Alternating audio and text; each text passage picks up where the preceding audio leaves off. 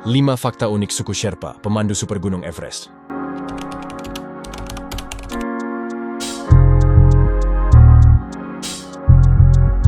Sulit membayangkan mendaki Gunung Everest tanpa tahu medan yang harus dilalui. Para pendaki yang berbondong-bondong menaklukkan puncak Everest pun perlu dipandu oleh orang yang lebih lihai dan paham seluk-beluk pegunungan Himalaya. Oleh karena itu, orang Sherpa hadir untuk mereka. Setiap perjalanan pendaki yang mencapai puncak Everest, pasti terdapat orang dari suku Sherpa di dalamnya.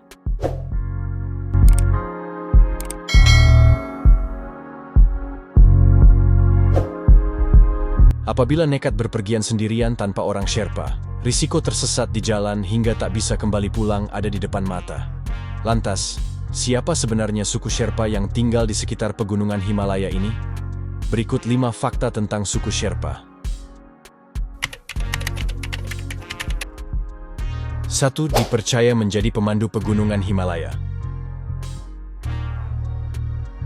Pada dasarnya yang disebut sebagai suku Sherpa ialah suatu komunitas penutur bahasa Sherpa. Melansir Britannica, orang-orang Sherpa merupakan sebutan bagi kelompok etnis yang tinggal di wilayah dataran tinggi pegunungan Himalaya selama beberapa generasi.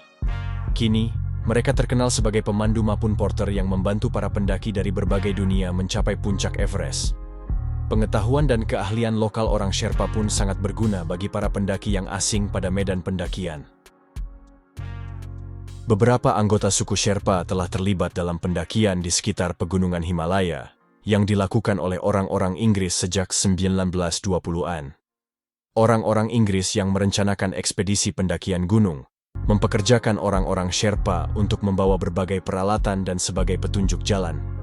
Sebab, orang-orang dari suku tersebut sudah dibekali dengan kemampuan fisik dan mental yang menjadi bagian dari budaya suku Sherpa. Oleh karena itu, para pendaki pun menilai orang Sherpa sebagai sosok pekerja keras, damai, dan berani. Mereka juga dapat dipercaya untuk membimbing para pendaki menuju puncak. 2. Orang Sherpa pertama yang berhasil mencapai puncak Everest. Pegunungan Himalaya memiliki beberapa puncak, salah satunya puncak Everest, yang terkenal sulit ditaklukkan.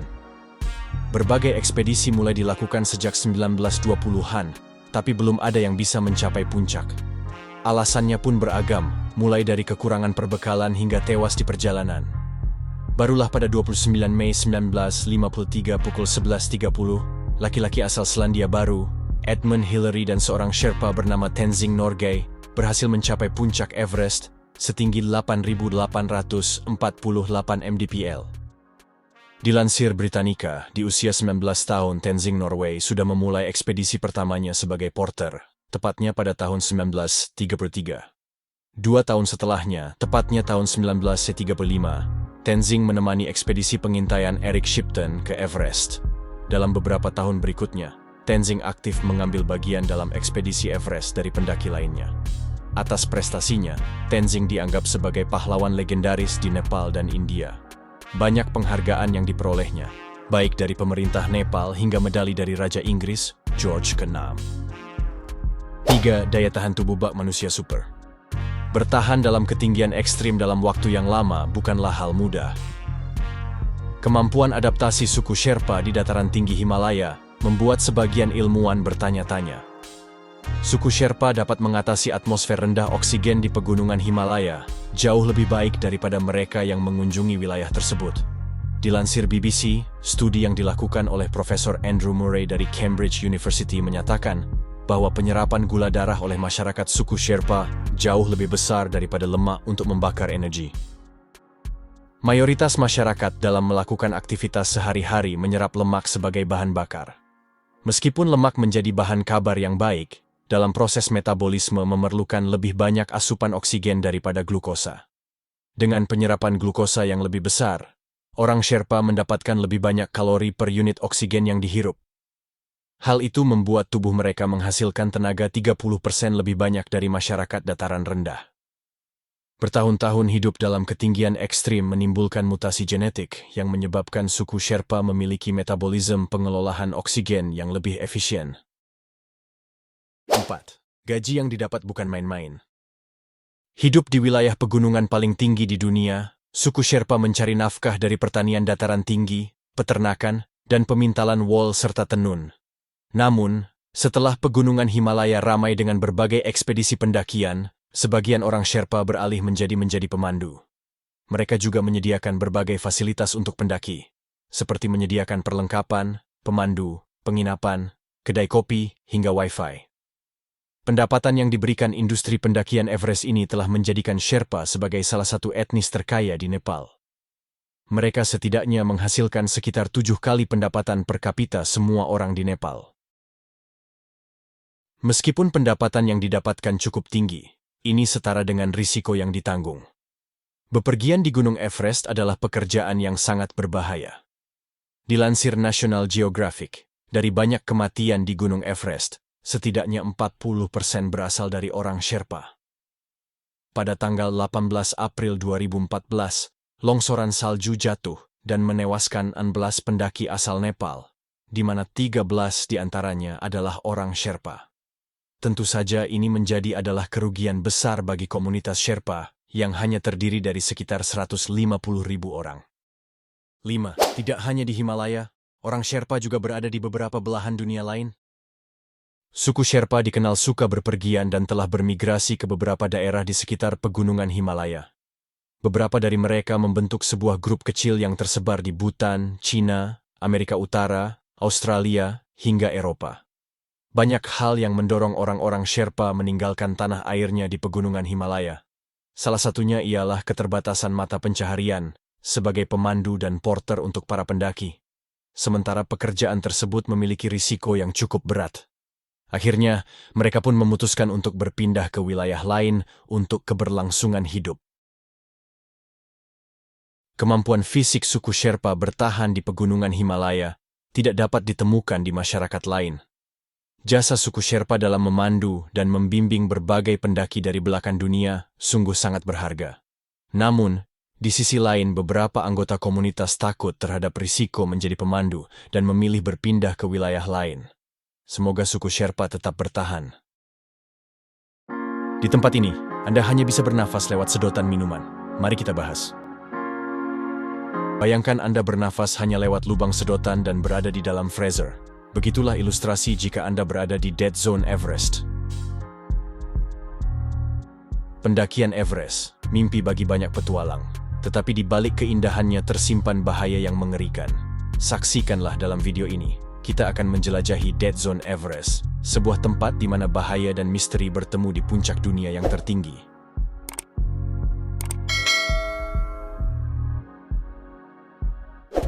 Puncak Gunung Everest dikenal sebagai Death Zone atau zona kematian, karena tidak ada cukup oksigen pada atmosfer bagi pendaki untuk bernapas. Tanpa bantuan oksigen buatan, mendaki ke puncak gunung ini sama saja seperti mengantarkan nyawa. Terdapat banyak perkiraan tentang jumlah pendaki yang meninggal di Dead Zone Everest.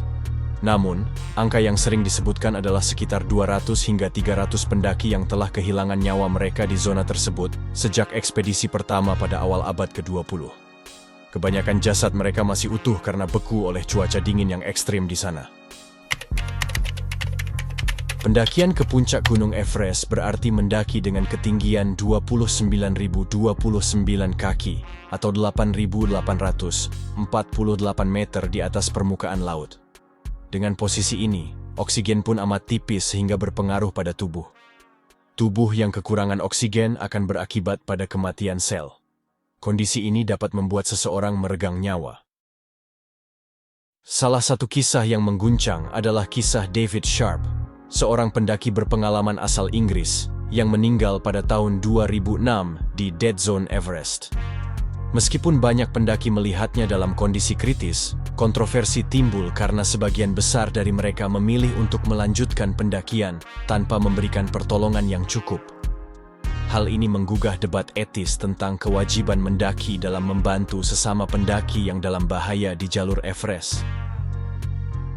Sementara itu di sisi lain dilansir dari laporan CNN, di areal ini pula terdapat antrean lebih dari 100 pendaki, berbaris untuk mencapai puncak Gunung Everest, di mana keberadaan oksigen amat sedikit. Laporan yang sama menyatakan, antrean tersebut menyumbang rekor kematian korban jiwa hingga 11 orang pada tahun ini.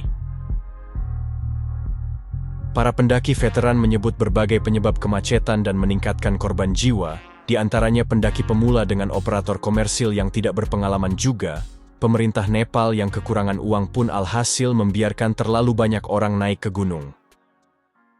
Itu sebab saat ini Nepal tengah memperketat standar pendakian demi keselamatan para pendaki. Hanya sedikit orang yang diizinkan naik gunung, pendaki kurang berpengalaman juga langsung ditolak. Namun begitu, tanggung jawab juga dibebankan pada pendaki sendiri. Mendaki Everest barangkali jadi impian banyak orang, tapi tidak semua mimpi harus terwujud. Terutama jika mimpi itu bukan saja mempertaruhkan nyawa Anda sendiri, melainkan juga kehidupan pemandu dan rekan pendakian. Bagaimanapun, setiap pendaki Everest harus dipandu oleh Sherpa berpengalaman. Sherpa adalah warga lokal yang menjadi pemandu pendakian di Gunung Everest. Mereka akan membantu para pendaki demi keamanan. Tidak jarang, Sherpa sendiri yang harus mengorbankan nyawa demi keamanan para pendaki. Tapi jika Anda memakai alat pendukung pendakian saja tidak bisa, sebaiknya tidak mendaki Everest. Sebab bahkan tak sedikit pendaki berpengalaman pun harus meregang nyawa di Gunung Everest. Pemerintah Nepal, tempat di mana Everest berada, ingin membiarkan sebanyak mungkin orang mendaki gunung dengan aman. Sebabnya setiap pendakian berarti pemasukan bagi negara termiskin di dunia itu.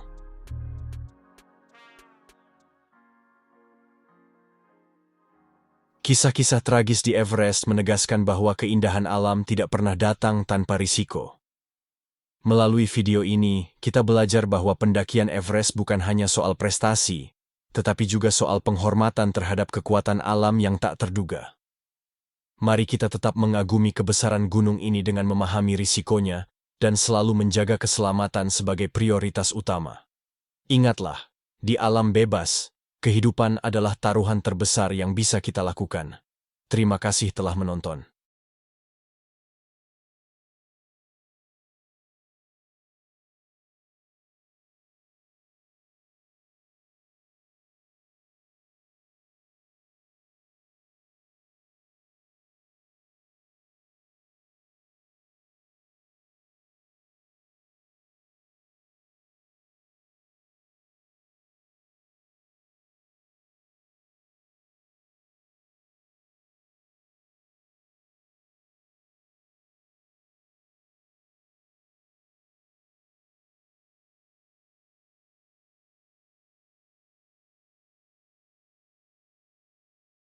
Meskipun pendapatan yang didapatkan cukup tinggi, ini setara dengan risiko yang ditanggung. Bepergian di Gunung Everest adalah pekerjaan yang sangat berbahaya. Dilansir National Geographic, dari banyak kematian di Gunung Everest, setidaknya 40% berasal dari orang Sherpa. Pada tanggal 18 April 2014, longsoran salju jatuh dan menewaskan 16 pendaki asal Nepal, di mana 13 diantaranya adalah orang Sherpa. Tentu saja ini adalah kerugian besar bagi komunitas Sherpa yang hanya terdiri dari sekitar 150.000 orang. 5. Tidak hanya di Himalaya, orang Sherpa juga berada di beberapa belahan dunia lain. Suku Sherpa dikenal suka berpergian dan telah bermigrasi ke beberapa daerah di sekitar pegunungan Himalaya. Beberapa dari mereka membentuk sebuah grup kecil yang tersebar di Bhutan, China, Amerika Utara, Australia, hingga Eropa. Banyak hal yang mendorong orang-orang Sherpa meninggalkan tanah airnya di pegunungan Himalaya. Salah satunya ialah keterbatasan mata pencaharian sebagai pemandu dan porter untuk para pendaki. Sementara pekerjaan tersebut memiliki risiko yang cukup berat. Akhirnya, mereka pun memutuskan untuk berpindah ke wilayah lain untuk keberlangsungan hidup. Kemampuan fisik suku Sherpa bertahan di pegunungan Himalaya tidak dapat ditemukan di masyarakat lain. Jasa suku Sherpa dalam memandu dan membimbing berbagai pendaki dari belahan dunia sungguh sangat berharga. Namun, di sisi lain beberapa anggota komunitas takut terhadap risiko menjadi pemandu dan memilih berpindah ke wilayah lain. Semoga suku Sherpa tetap bertahan. Terima kasih telah menonton. Jangan lupa untuk like dan subscribe kanal ini agar kami bahagia.